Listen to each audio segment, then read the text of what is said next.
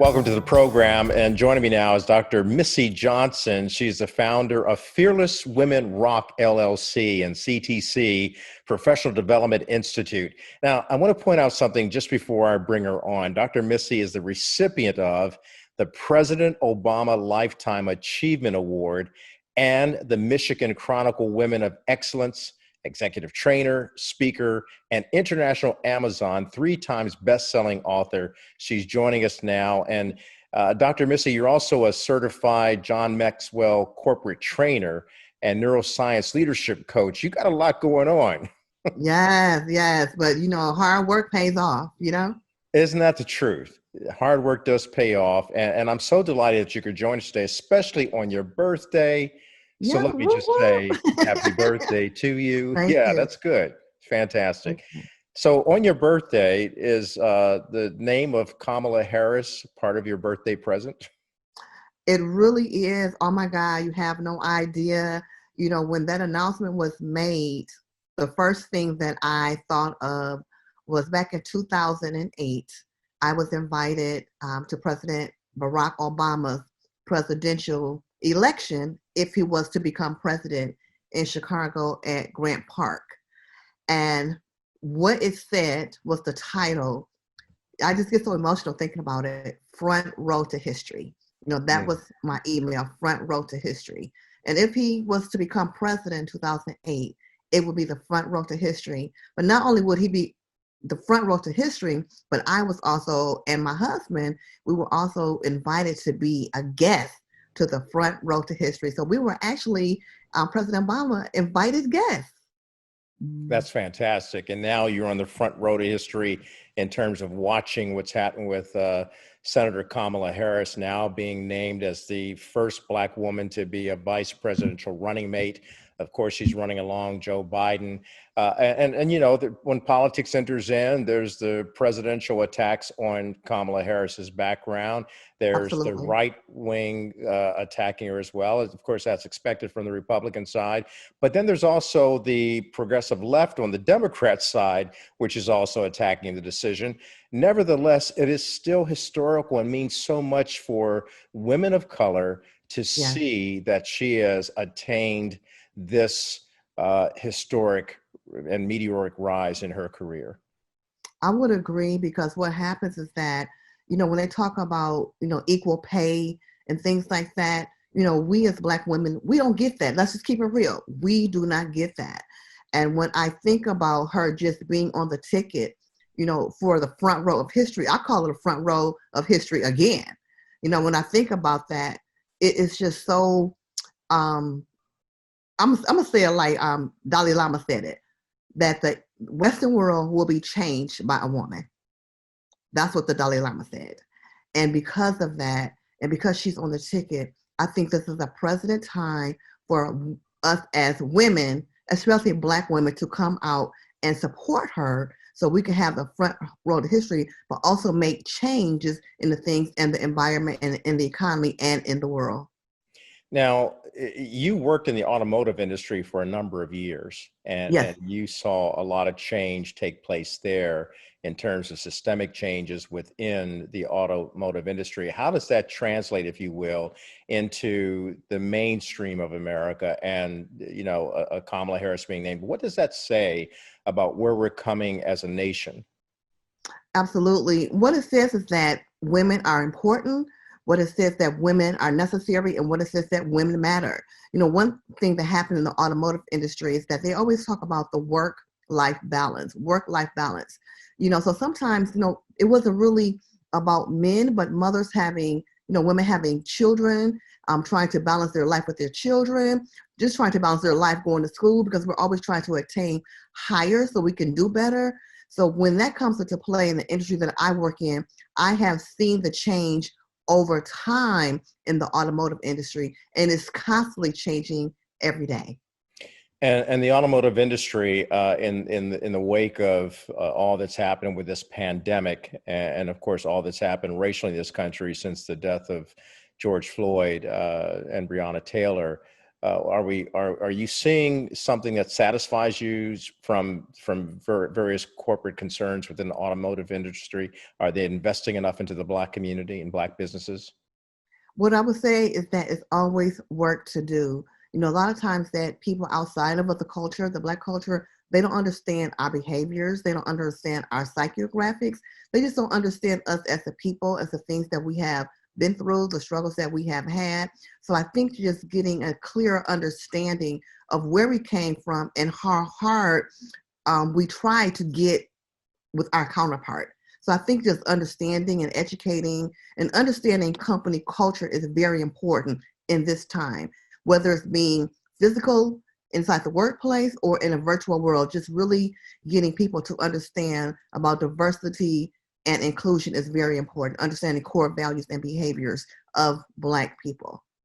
I want you to stay with me because on the other side of the break, I'd like to talk to you more about what you're doing specifically to address that and really drilling down deep into the core values that we as Black people need to have in order to continue to move forward and lift this country upward. And a lot of people say that's a Herculean task, yet we've been doing it for 400 years. We'll be back with more of Dr. Missy Johnson after this.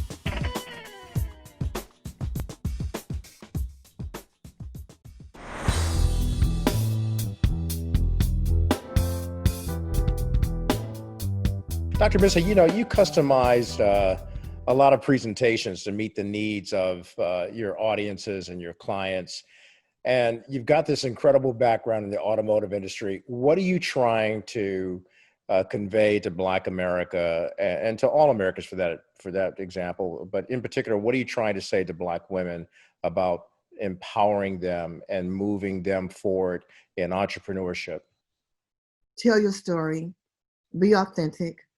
A lot of times, even myself, I wore a mask. I was so silent. You talk about all these achievements and everything. I hid behind that. I hid behind all these degrees because I was always looking for validation. I was always looking for acceptance. On the outside, I looked pristine, but on the inside, I was still trying to equate myself to my colleagues. So in this time, especially in this season that we're in, it's very important to be authentic in telling your story. It's very important to get out and build your brands, build your business, but also learn the foundational structure of that. Because a lot of times we just get out and make a cookie and sell the cookie, but we don't know what to do to bake the cookie, put the ingredients in the cookies. We got to have systems in place. We have to have strategies in place, and we have to share our stories and help another sister along the way. Yeah, help each other, not hate each other. Yes. There's a lot of hating going on, but we need to do more motivating.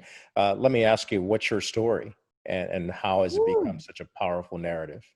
Well, I have a whole bunch of stories, Kelly, but we ain't gonna go there. That was a story for another day. All right. But what You I got will it. tell you is I have beat breast cancer. I was going into stage 4 breast cancer. I had no symptoms or anything. And right before that, I was in a coma for 47 days. I had a 3% chance of living just 4 years ago, and the doctors gave up on me. But it's because of the vision, because of the faith that I had. How I look at it now is that God, he had me resting because I had bigger work to do when I didn't even know that I had bigger work to do. So that is what I do. I help women to tell their stories. A lot of women right now are transitioning from their 9 to 5. They don't know the first thing about going from employee to entrepreneurship. This is not no plaything. This is for real. A lot of companies are laying people off. People are getting, I was just on I was on the plane. I was listening to somebody talking about a buyout. So now we need to show them. I need to show them, or somebody needs to show them how to establish your business from the bottom up. That's powerful.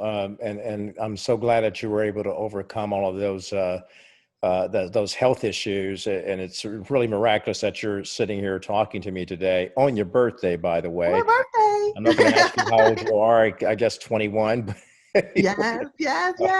in saying all that, what's your message to Black women based on what you've been through? Never give up. Yeah. There's greatness inside of you. You have a story to tell. Someone is waiting to hear your voice. A lot of times we think that we're all alone in this thing. I thought I was all alone. We think that we're so alone, but there's so many women out there waiting for you to tell your story and share your story and help them. What I decided is that I have a vision. Even though I can't see my vision, I have a vision. And my vision is going to be manifested. I'm not going to say I don't have the money. I'm not going to say any of that, because we are what we think. Thought becomes things. So we are what we think. So I think that whatever I set my mind to do, or whatever a woman sets their mind to do, you can do it. I'm the kind of coach that I'm going to help you get to the well, and I'm going to help you drink the water. I might push your head down in it so you can get a taste of what it tastes like. That's what I'm going to do. But after that, it's on you. But I am not going to leave you alone.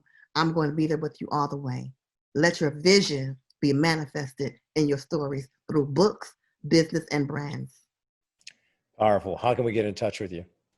Yes, you can get in contact me at askdrmissy@gmail.com. You can also contact me. Of course, everybody's on Facebook. People say, don't use Facebook. Look, everybody on Facebook. Ask Zuckerberg. Just DM me. Just look for Ask Dr. Missy on all platforms. AskDrMissy. And what I want to leave with you is that with Kamala Harris, the VIP, potential Vice President of the United States, to let your vision be your voice and let your voice matter, because your story matters. One thing about me is that she's fearless.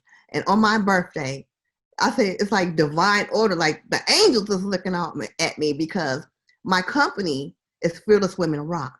Yeah. And when I see the word fearless, and I say Kamala Harris, fearless, I was like, fearless women really do rock. And we need to support her in every way that we can. Bring your aunts, bring your grandmothers, bring your sisters. You know, the brackets, the Gen X, the Z, make them register, get them out to register and educate. Just don't make them vote. Tell them the importance of bringing the front row to history. Thank you so much, Dr. Missy. You're positive, you're powerful, and you're putting out a great message. Faith over fear. That's really what matters. And you matter. So once again, happy birthday, Dr. Missy Johnson. Thank you for being on the program. God bless you. God bless you.